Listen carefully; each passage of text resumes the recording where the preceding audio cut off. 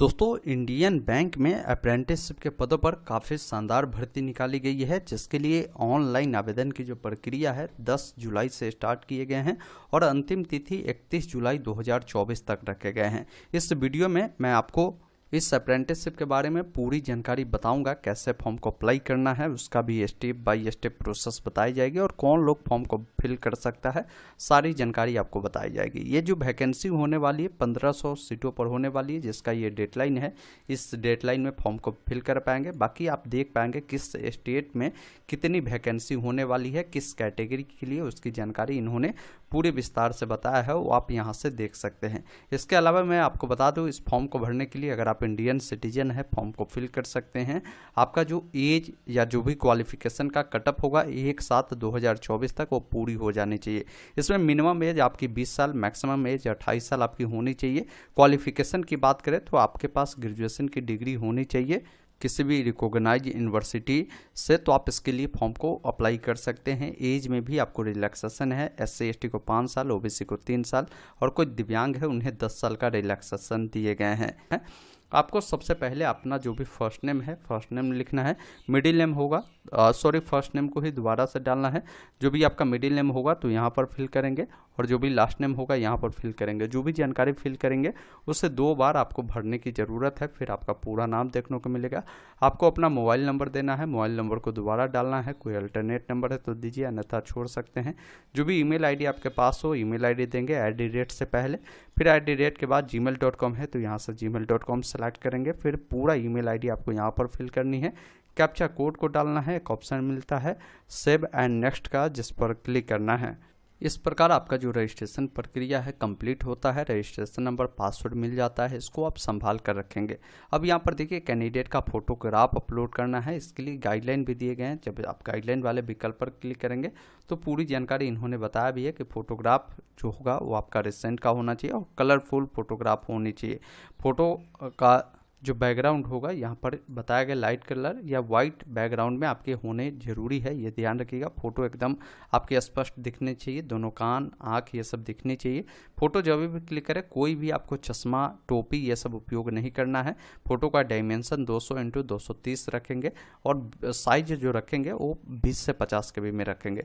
वही सिग्नेचर के बारे में बताया गया कि व्हाइट पेपर पर आपको ब्लैक इंक पेन से सिग्नेचर करना है। साथ ही साथ सिग्नेचर का साइज 10 से 20 KB होगा। ये सभी जानकारी दिए गए हैं। कैपिटल लेटर में सिग्नेचर अलाउड नहीं होगी। फिर लेफ्ट थंब इम्प्रेशन जो देनी है उसके बारे में बताया। इसका साइज ये रहेगा, आप 20 से 50 KB में आप इसे अपलोड कर सकते हैं। हेड राइटिंग डिक्लेरेशन के बारे में भी बताया गया, तो एक बार जिससे आप देख लेंगे। अब यहाँ पर आपको अपना फोटोग्राफ को सेलेक्ट करना है, चेक बॉक्स पर टिक करना है, सिग्नेचर यहाँ पर देना है, इस चेक बॉक्स पर टिक करना है, नेक्स्ट वाले विकल्प पर क्लिक करना है।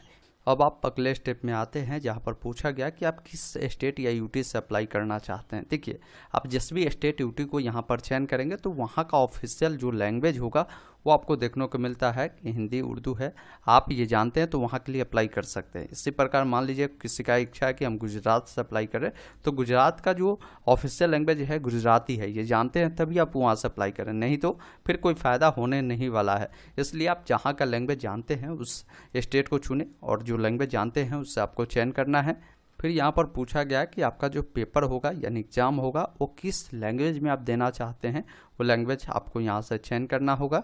फिर यहाँ पर बोला गया है कि जो आपका लोकल लैंग्वेज है, जो यहाँ पर आपको देखने को मिल रहा है, ये लैंग्वेज जो है आप पढ़ना लिखना बोलना जानते हैं तो यहाँ पर आपको यस कर देना है, नहीं जानते तो नो करेंगे। आप जानते ही होंगे क्योंकि ये लोकल लैंग्वेज है, ये जानना भी बिल्कुल ज़रूरी है।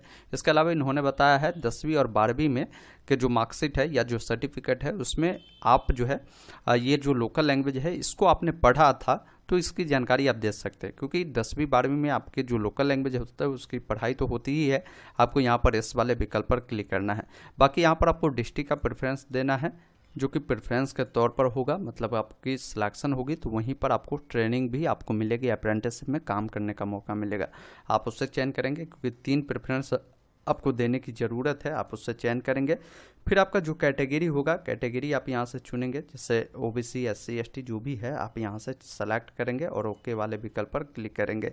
जैसे हमने ओबीसी चुना तो इस यहाँ पर सब कास्ट पूछ रहा है, तो जो भी सब कास्ट होगा चुनेंगे। अगर आप SC ST है तो यहाँ से SC ST को चुनेंगे, तो आपको भी सब कास्ट यहाँ पर देने की ज़रूरत होगा। तो जो भी आपका कास्ट होगा उसका नाम आप बता दीजिएगा। बाकी अगर आप 40% या उससे अधिक दिव्यांगता आपके अंदर है तो यस करेंगे, किस टाइप की दिव्यांगता है बताएंगे, नहीं है तो नो करेंगे। ये जानकारी आपको भरने की ज़रूरत नहीं होगी, डायरेक्ट आपको नीचे आना है। फिर नीचे आएंगे, यहाँ पर बोला गया है यदि आप स्पेसिफाइड डिसेबल कैंडिडेट है तो यहाँ पर आप एस कर सकते हैं। एस करेंगे तो अगर आपको स्क्राइब चाहिए, ये सब जानकारी पूछेगी, तो आपको चाहिए तो सब जानकारी आप एस कर बताएंगे इस प्रकार के है तो, नहीं है तो नो वाले विकल्प पर क्लिक करेंगे। बाकी यहाँ पर पूछा गया कि 1984 में जो दंगा हुआ था उसमें अगर आपके परिवार में किसी की मृत्यु हुई थी, उस परिवार से अगर आप बिलोंग करते हैं तो यहाँ पर इस नो में उसकी जानकारी आपको देनी है।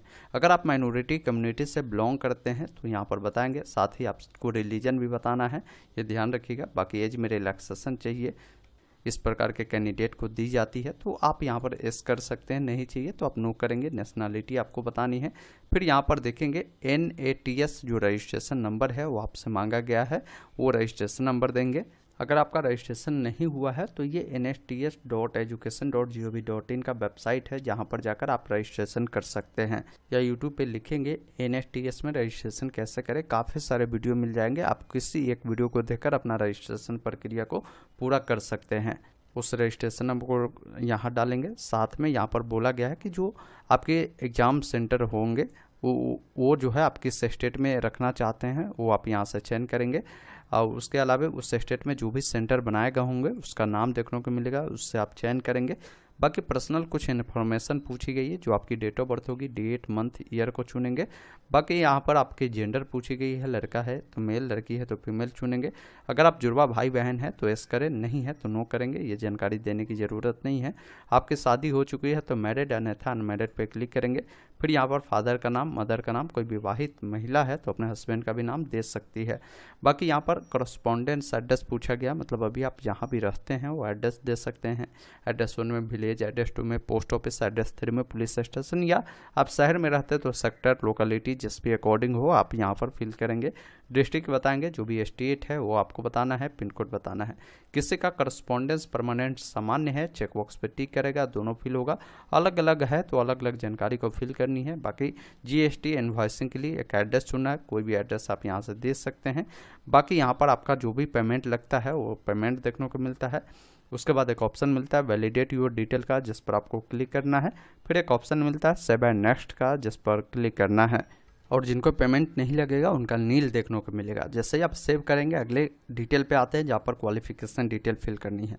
देखिए क्वालिफिकेशन जो आपकी होगी वो ग्रेजुएशन आपकी होनी चाहिए, चूँकि 1/7/2024 तक पूरी हो जानी चाहिए। पैडिंग वाले नहीं अप्लाई कर सकते, ध्यान रखिएगा। बाकी बताएंगे ग्रेजुएशन में जो आपने पढ़ा था वो कौन सा स्ट्रीम था, आर्ट, कॉमर्स, साइंस, वो बताएंगे। साथ ही साथ कब आपने पास किया है वो पासिंग डेट, मंथ, ईयर को चुनेंगे। क्या परसेंटेज है बताएंगे। आपका जो क्लास है या ग्रेड है कौन सा है वो जानकारी बतानी है। अदर कोई क्वालिफिकेशन है तो उसके बारे में भी ऐड कर सकते हैं, जैसे बहुत सारे लोग PG भी किए होते हैं तो आप दे सकते हैं। बाकी यहाँ पर पूछा गया है कि यदि आपने जो है अप्रेंटिसशिप कोई कर रखा है 12 मंथ वाला तो आप बता सकते हैं, इस करेंगे। नहीं किया है आप नो कर सकते हैं। एक्सपीरियंस है तो उसकी जानकारी आप दे सकते हैं, नहीं है तो छोड़ सकते हैं। अब यहाँ पर लैंग्वेज के बारे में पूछा गया है जो आप जानते हैं, जैसे हिंदी आप पढ़ना जानते हैं, लिखना जानते हैं और बोलना जानते हैं तो तीनों पर टिक करेंगे। अगर इसी प्रकार और भी लैंग्वेज जानते हैं तो यहाँ पर लैंग्वेज को लिखकर आप बताएंगे पढ़ना, लिखना, बोलना जानते हैं, उससे टिक करेंगे। फिर एक ऑप्शन मिलता है वैलिडेट योर डिटेल का, जिस पर क्लिक करेंगे और सेव एंड नेक्स्ट पर क्लिक करना है। अब आपके सामने फॉर्म का प्रीव्यू सेक्शन आता है, एक बार पूरी जानकारी देखना है। सभी जानकारी सही है तो नीचे आकर डिक्लेयर करना है या एग्री करना है। एक ऑप्शन मिलता है कंप्लीट रजिस्ट्रेशन का, जिस पर क्लिक करना है। जानकारी गलत है तो बैक हो सकते हैं, सही है तो आप यहाँ पर ओके करें। फिर यहाँ पर श्योर है, आप ओके वाले विकल्प पर क्लिक करेंगे। अब डॉक्यूमेंट अपलोड करना है, जिसमें आपका लेफ्ट थंब इम्प्रेशन जो है आपको देनी होगी। फिर आपको हेड राइटिंग डिक्लेरेशन जो है वो भी देनी है। अब इसमें क्या लिखना है तो यहाँ पर देखिए इन्होंने बताया है, जैसे आई लिखकर आपको अपना नाम लिखना है। बाकी ये पूरा जो मैटर है आपको लिखना है एक वाइट पेज पर और उसको स्कैन कर अपलोड करना है। बाकी इन्होंने पूरी जानकारी भी दिया है कि जो आपकी लेफ्ट थंब होगा या जो हेड डिक्लेरेशन है उससे किस प्रकार अपलोड करने है, और सभी जानकारी आप यहाँ पर क्लिक कर देख भी सकते हैं। उसके बाद कैप्चा कोड को डालना है, सेव एंड नेक्स्ट पर क्लिक करना है। उसके बाद ओके वाले विकल्प पर क्लिक करेंगे। अब आपको पेमेंट देखने को मिलेगा। पेमेंट देने के लिए जो कैप्चा कोड आपको यहाँ पर दिए गए हैं उससे आपको यहाँ पर फिल करना है। एक ऑप्शन मिलता है सबमिट का, जिस पर क्लिक करना है, ओके वाले विकल्प पर क्लिक करना है। अब आपको ये पेमेंट गेटवे पे रिडायरेक्ट करेगा। Payment debit card, credit card या यूपीआई का भी ऑप्शन है। आप यहाँ से यूपीआई के माध्यम से भी कर सकते हैं, QR कोड को भी स्कैन कर सकते हैं। जैसे भी करना है यहाँ से आपको पेमेंट को पूरा करना है। जैसे QR कोड को करना है तो इसको स्कैन करेंगे, पेमेंट को पूरा करेंगे। पेमेंट अगर लगता है तो SC/ST को कोई पेमेंट नहीं लगता है, आप विदाउट पेमेंट को भी इसका फॉर्म फिल कर सकते हैं। फॉर्म भरने के बाद आपको इसका प्रिंट मिलेगा, उसे निकाल कर जरूर रख लेना है।